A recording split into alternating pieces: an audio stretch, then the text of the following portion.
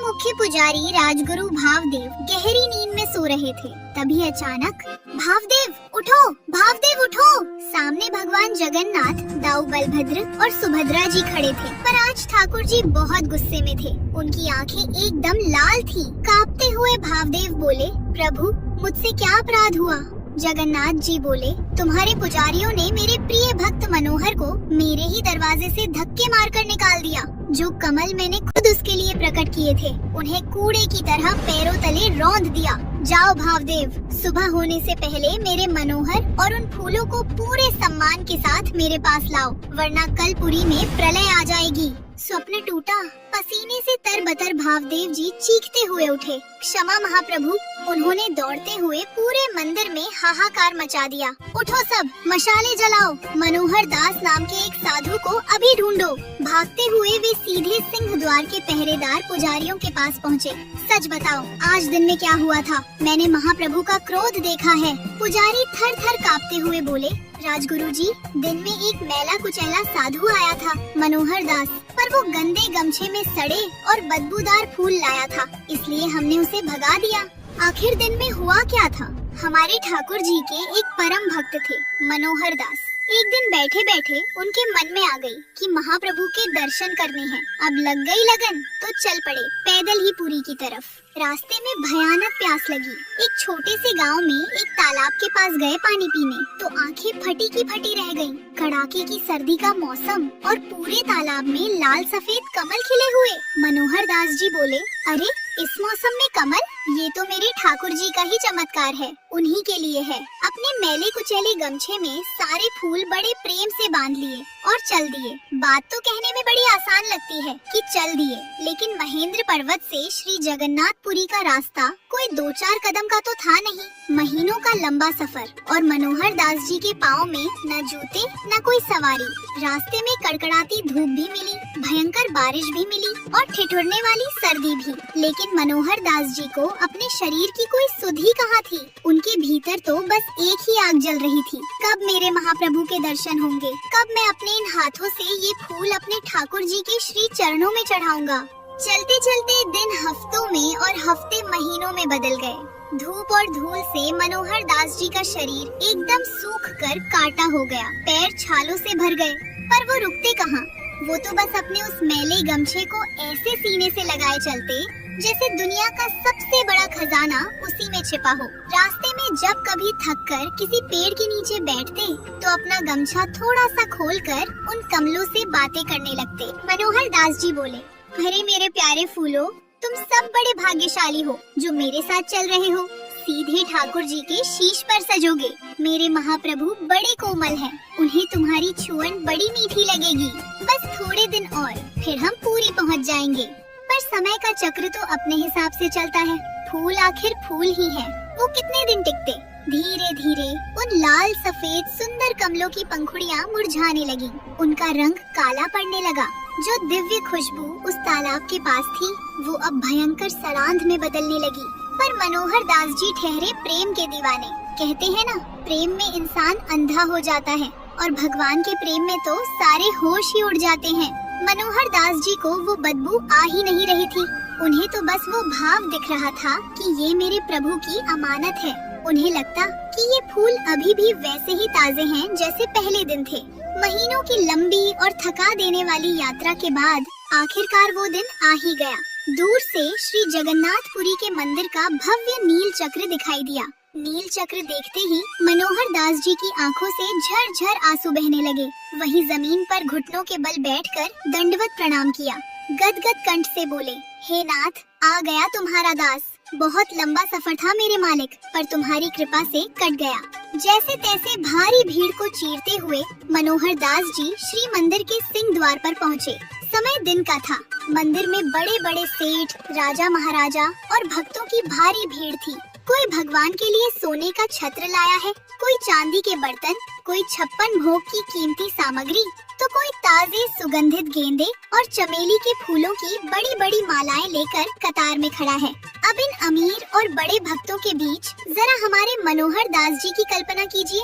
कपड़े फटे हुए, शरीर पर महीनों की धूल और मिट्टी और हाथ में वो मैला कुचैला गमछा जिसमें से अब कीड़े रेंगने की नौबत आ गई थी।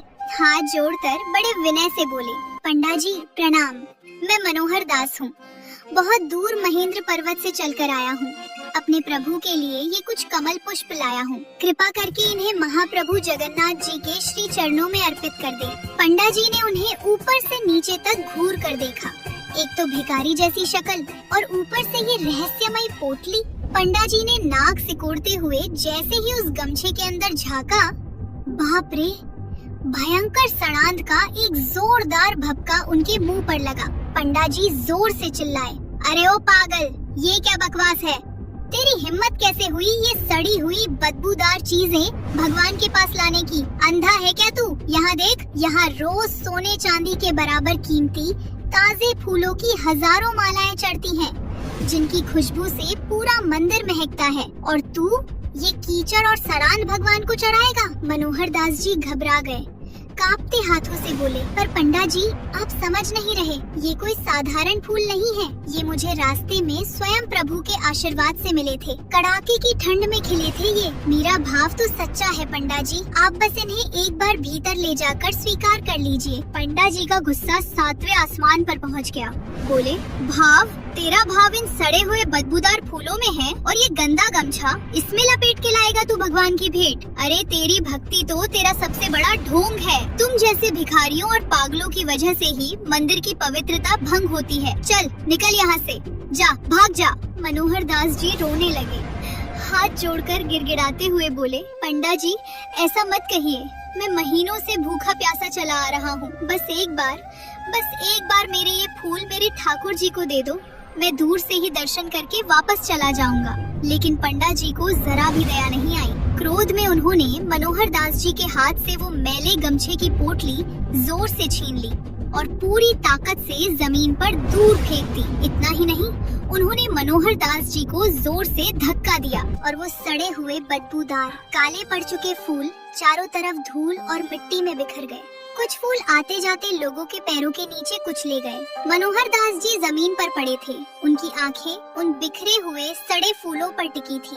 उनका चेहरा पूरी तरह से टूट चुका था। महीनों की तपस्या, वो श्रद्धा, वो भाव, सब आज सिंह द्वार की धूल में मिल गया था। कोई उन्हें उठाने नहीं आया। लोग हंसते हुए और नाक सिकोड़ते हुए वहाँ से निकल गए। रोते रोते घिसटते हुए मनोहर दास जी मंदिर से कुछ दूर बड़ा छाता मठ के पास पहुँचे। अब उनके शरीर में एक कदम चलने की भी ताकत नहीं बची थी। दिल में ऐसा दर्द था कि सांस लेना भी मुश्किल हो रहा था। आसमान की तरफ देखकर रोते हुए बोले, हे मेरे जगन्नाथ, हे जगत के नाथ, क्या मेरा प्यार इतना सड़ा हुआ था? क्या मेरा भाव इतना मैला था कि तुमने मुझे अपने दरवाजे से धक्के मारकर निकाल दिया? लोग सच कहते हैं प्रभु, मैं ही मूर्ख हूँ। मैं तो एक गरीब भिखारी हूँ। मैं भला तुम्हें क्या दे सकता हूँ? मेरी क्या औकात कि मैं जगत के पालनहार को कुछ भेंट करूँ? मुझे क्षमा करना मेरे नाथ, मुझे क्षमा करना। और ये कहते कहते भूख, प्यास, भारी थकान और गहरे दुख के कारण मनोहर दास जी वहीं जमीन पर बेहोश हो गए। उनका शरीर बर्फ की तरह ठंडा पड़ने लगा। दुनिया सो सकती है, पर वो जो भीतर गर्भगृह में बैठा है ना, वो बड़ी बड़ी गोल आँखों वाला ठाकुर, वो सब देखता है। भगवान को कोई 56 भोग से नहीं खरीद सकता और कोई सड़े फूलों से उसे अछूत नहीं बना सकता। पुजारियों के मुंह से दिन की ये बात सुनकर भावदेव जी ने अपना माथा पीट लिया। मूर्ख, अज्ञानी, घमंडी, तुमने एक भक्त को नहीं, साक्षात भगवान को ठुकराया है। वो फूल प्रभु ने स्वयं उसके लिए प्रकट किए थे। किधर फेंका तुमने उसे? पुजारी रोते हुए बोले, बड़ा छाता मठ की तरफ। चलो सब उधर। और सुनो, भावदेव जी चीखे, कोई उन सड़े हुए फूलों को हाथ भी मत लगाना। उनकी एक एक पंखुड़ी, एक एक पत्ती को पूरे सम्मान के साथ उठाना।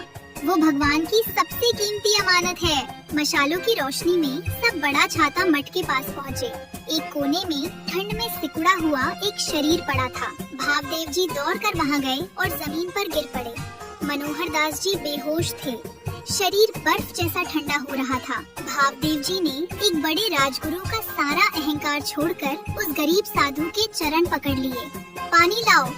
उनके चेहरे पर पानी के छींटे मारे गए। धीरे धीरे मनोहर दास जी ने अपनी आंखें खोली।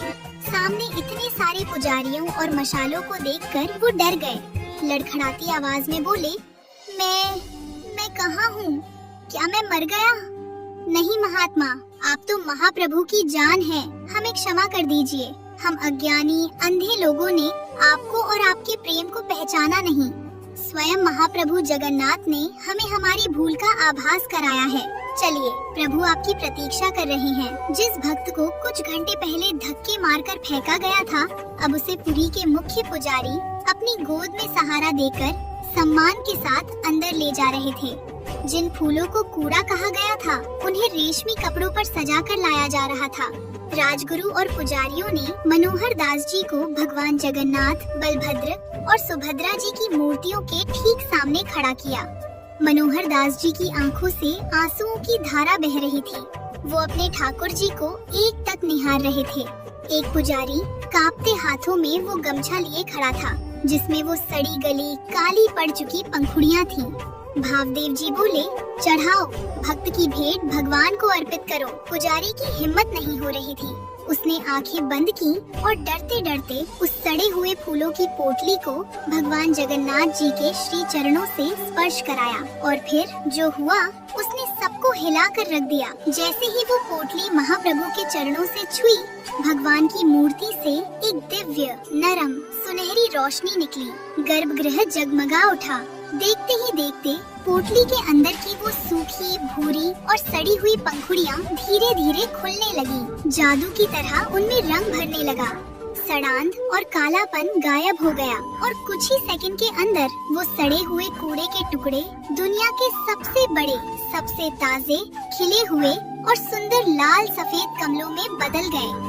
पूरे गर्भगृह की हवा में एक ऐसी अलौकिक स्वर्गीय सुगंध फैल गई, जो आज तक किसी ने पृथ्वी पर नहीं सूंघी थी। वहाँ मौजूद हर पुजारी, राजगुरु, सेवक की सांस रुक गई। सब हक्के बक्के रह गए। मनोहर दास जी ये नजारा देखकर फूट फूट कर रोने लगे और घुटनों के बल जमीन पर गिर पड़े। मेरे ठाकुर, मेरे महाप्रभु! ये था भगवान का जवाब। वो फूल मरे नहीं थे, वो सड़े नहीं थे, वो तो बस अपने महाप्रभु के एक स्पर्श का इंतजार कर रहे थे। ठाकुर जी ने दुनिया को दिखा दिया कि अगर भक्त का भाव सच्चा हो तो भगवान के लिए जहर भी अमृत बन जाता है और सड़े हुए फूल भी दिव्य कमल।